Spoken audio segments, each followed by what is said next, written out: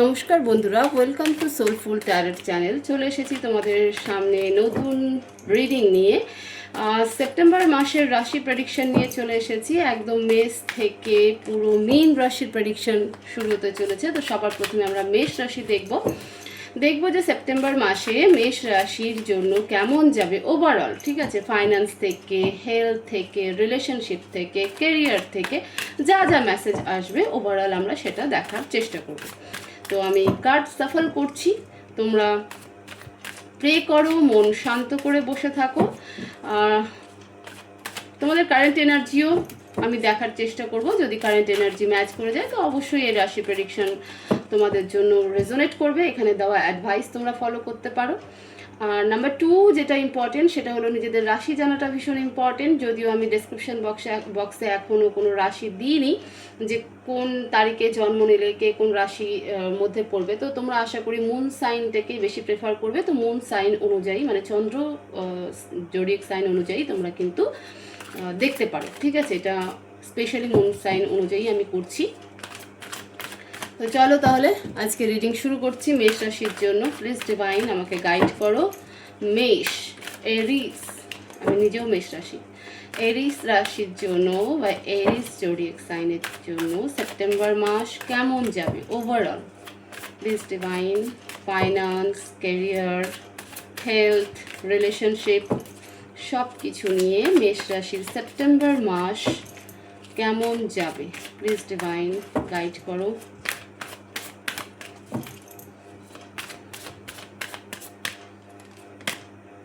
Six of Pentacles, excellent. The Chariot, Five of Swords, High Priestess, Page of Cups, the Empress,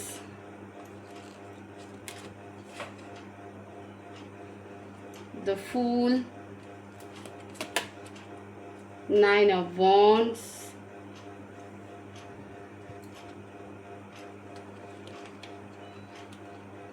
Knight of Swords,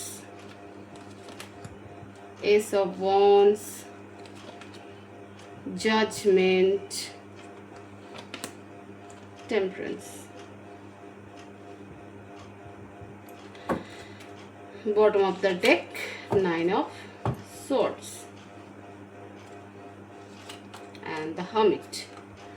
এটা হচ্ছে bottom of the deck. দেখো, প্রথমে আমি bottom of the ডেককে clarify করে দিই। Nine of swords and the hermit. যদি আমি তোমাদের কারেন্ট এনার্জি বলি তাহলে তোমরা বেশ কিছু জিনিস নিয়ে এখনো পর্যন্ত ডিসঅ্যাপয়েন্টেড রয়েছো। তোমরা নিজেকে বারবার রিয়েলাইজেশনে ফেলছো, নিজের মধ্যে কোশ্চেন করছো। তো এই জিনিসটা ভালো, ঠিক আছে, আইসোলেট রাখছো নিজেকে। অনেক কিছু জিনিস তোমরা অ্যাকসেপ্ট করে নিয়েছো, কিন্তু অনেক কিছু জিনিসের প্রশ্নের উত্তর এখনও তোমরা খুঁজছো। তোমাদের রাতের ঘুম নষ্ট হয়েছে, হতে পারে এটা তোমাদের ওয়ার্কলোডও হতে পারে, সেই কারণে হয়তো তোমার প্রবলেম হচ্ছে। তুমি হয়তো ভাবছো এত প্রেশার কি করে নেওয়া যায়, এত কাজ কি করে করা যায়। কিছু ক্ষেত্রে বলবো এটা রিলেশনশিপ ইস্যু হতে পারে, ফাইন্যান্স রিলেটেডও হতে পারে। ঠিক আছে, হওয়ার পসিবিলিটি রয়েছে। হয়তো তুমি কোনো প্রজেক্টে হাত দিচ্ছ, নিউ কিছু স্টার্ট করার চেষ্টা করছো এবং সেখানে প্রচুর প্রবলেম তোমাকে ফেস করতে হচ্ছে। তো তোমার রাতের ঘুম, ঠিক আছে, স্লিপিং যেটা আছে সেটা তোমার কিন্তু নষ্ট হয়ে যাচ্ছে এবং বারবার নিজেকে কোশ্চেন করছো, একটা রিয়েলাইজেশন। অ্যাকচুয়ালি বলতে পারো যে তোমাদের স্পিরিচুয়াল গ্রোথ স্টার্ট হয়েছে। দেখো, নিজেকে কোশ্চেন করা হচ্ছে স্পিরিচুয়াল গ্রোথের প্রথম সাইন। যে কেন, মানে সামনের মানুষের ভুল খোঁজার থেকে আমি নিজের মধ্যে যে নেগেটিভ বা খামতিগুলো রয়েছে সেগুলোকে আমরা যখন কোশ্চেন করতে শুরু করি, অ্যাকচুয়াল গ্রোথ তখন হয় আমাদের, অ্যাকচুয়াল ম্যাচুরিটি তখন হয় আমাদের। সামনে থাকা মানুষের ব্লেম তো সবাই করে, আমরাও করে থাকি, কিন্তু যখন আমরা নিজেদের মনের মধ্যে প্রশ্ন করি যে কেন আমার সাথে এটা হচ্ছে, আমার কোথায় ভুল থেকে গেছে, তখনই actual growth, actual maturity, actual understanding কিন্তু তখন শুরু হয়।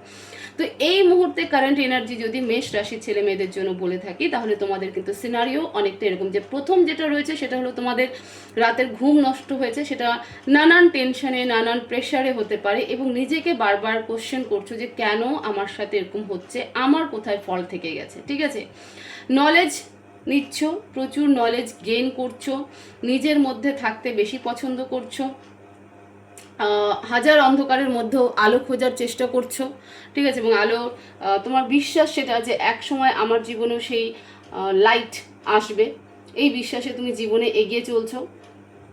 প্রচণ্ড কোল্ড বিহেভিয়ার দেখাচ্ছ, ঠিক আছে, কারোর প্রতি কোনো অ্যাগ্রেশন নয়, ইগো নয়, অ্যারাগেন্ট নয়, অ্যাটিটিউড নয়, আর্গুমেন্টস নয়, বাট নিজেকে শুধুমাত্র নিজের মধ্যে থাকার চেষ্টা করছো যে আমি আমার বেটার ভার্সনে কবে আসবো।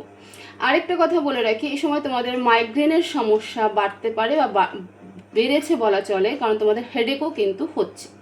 তো এটা হচ্ছে তোমাদের কারেন্ট এনার্জি। এবার বলি মেষ রাশি, তোমাদের সেপ্টেম্বর মাস, প্রথমেই বলি ফাইন্যান্স কেমন যাবে। ফাইন্যান্স দেখো, ফাইন্যান্স তোমাদের মোটামুটি ঠিকঠাক যাবে, তবে হ্যাঁ কিছু ক্ষেত্রে টাকা পয়সায় কোনো দিক্কত মানে প্রবলেম আসতে পারে, যেমন হতে পারে যে তো আচমকাই তুমি কাউকে টাকা ধার দিলে বা কোনো পারপাসে তোমার জমানো যেটুকু তুমি সেভিংস করেছিলে সেটুকু তোমাকে দিতে হতে পারে, ঠিক আছে। তো এরকম বলছি না যে সবটাই চলে যাবে, বাট হ্যাঁ কিছু তোমাকে দিতে হতে পারে, সেটা তোমার ফ্যামিলি পারপাসে হতে পারে বা নতুন কোনো বিজনেস তুমি বিজনেস শুরু করছো সেখানটাতে তোমাকে ইনভেস্ট করতে হতে পারে, ঠিক আছে। তো মোটামুটি মোদ্দা কথা হলো যে একটা সেভিংস রয়েছে, সেখান থেকে তোমার কিছু পয়সা তুমি অন্যদিকে দেবে। এটা হলো ফাইন্যান্সে। এবার যদি বলি তোমাদের রিলেশনশিপে তোমরা নতুন কিছু স্টার্ট করতে চলেছো, তোমাদের রিলেশনশিপে যদি নো কন্ট্যাক্ট জোন থেকে থাকে বা ডিভোর্সের মতন কোনো কিছু সিচুয়েশন ক্রিয়েট হয়ে থাকে বা হতে পারে সেপারেশনে চলছে, দেখো boyfriend girlfriend husband wife extra marital affair যেটাতেই থাকো না কেন, সেই রিলেশনশিপে যে সিচুয়েশন তোমরা ফেস করছো, বিশেষ করে no contact zone, on off contact zone, তারপর তোমার হচ্ছে যারা ম্যারিড কাপল রয়েছে, হতে পারে কোনো লিগাল ইস্যু চলছে, ডিভোর্স ম্যাটার চলছে, সেপারেশন রয়েছে, সেখানে এবার তোমরা ইউনাইট হবে এবং নিজেদের সম্পর্ককে একটা নতুন নতুন রাস্তার দিকে নিয়ে যাবে। মানে তোমাদের মধ্যে একটা আন্ডারস্ট্যান্ডিং শুরু হবে, তোমার পার্টনার তোমার সাথে কন্ট্যাক্ট করতে পারে, দেখো এখানে এনার্জি ভাইস ভার্সা হতে পারে তুমি তোমার পার্টনারকে কন্ট্যাক্ট করতে পারো, আদারওয়াইজ তোমার পার্টনার তোমাকে কন্ট্যাক্ট করতে পারে, বাট একটা নতুন নিউ স্টার্ট, একটা ফ্রেশ স্টার্ট কিন্তু তোমাদের রিলেশনশিপে হতে চলেছে।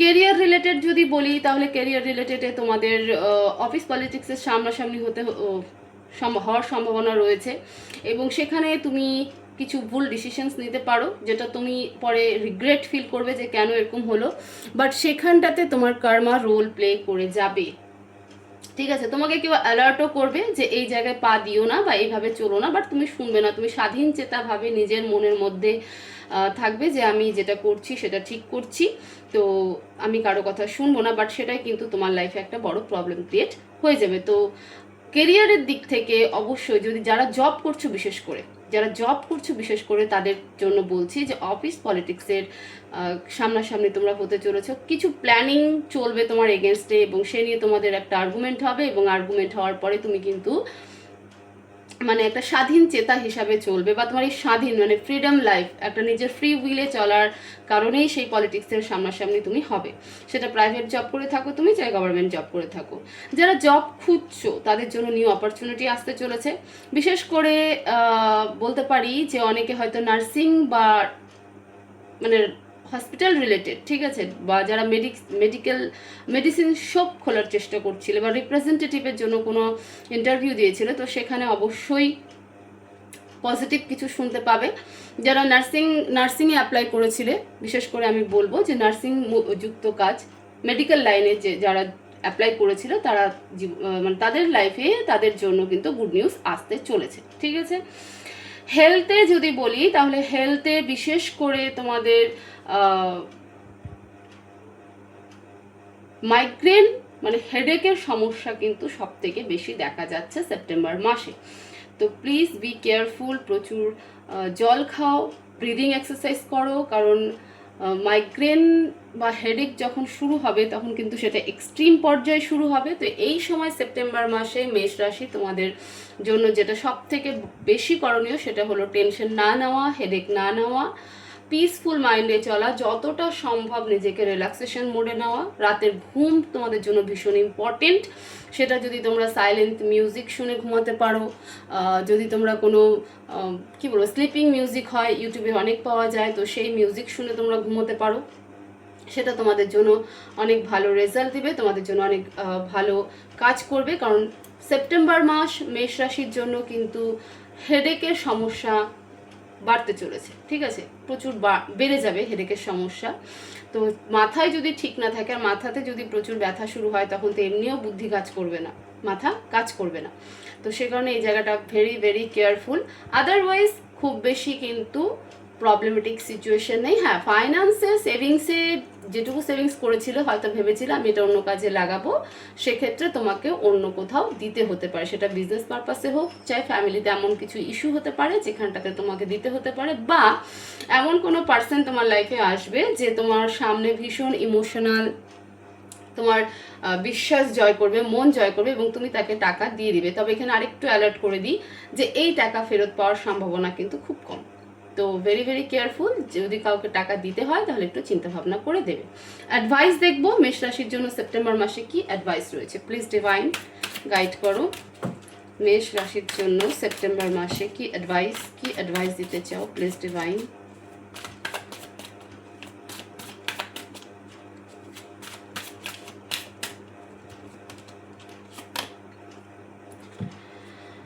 হ্যাঁ, দেখো, আর্গুমেন্ট না করে নিজের ফ্যামিলির সাথে টাইম স্পেন্ড করো, ঘুরতে যেতে পারো, এবং ওভার থিঙ্কিং করা বন্ধ করে দাও। মেষ রাশি, আমি যে কারণে বললাম যে তোমাদের হেডেক কিন্তু বেড়ে যাবে, মাইগ্রেন যাদের রয়েছে তাদের মাইগ্রেনের ইস্যু কিন্তু বাড়তে চলেছে, ঠিক আছে। তো সেই কারণে ডিভাইন অ্যাডভাইস দিচ্ছে যে এই মুহূর্তে সব থেকে যেটা গুরুত্বপূর্ণ অ্যাডভাইস হলো যে ওভার থিঙ্কিং না করা, কোনো কিছু নিয়ে বেশি না ভাবা, এবং যতটা সম্ভব নিজের ফ্যামিলির সাথে বন্ড ক্রিয়েট করা, ফ্যামিলির সাথে টাইম কাটানো, যদি সম্ভব হয় তাহলে ফ্যামিলির সাথে কোথাও ঘুরতে যাওয়া। এটা যত করবে তত মাইন্ড ভালো থাকবে, মানে মন মস্তিষ্ক ভালো থাকবে, শান্ত থাকবে। তো এই সমস্ত ইস্যু থেকে অনেকটা রিলিফ পাবে, মানে এনভায়রনমেন্ট চেঞ্জ করা, এটাই হচ্ছে অ্যাডভাইস।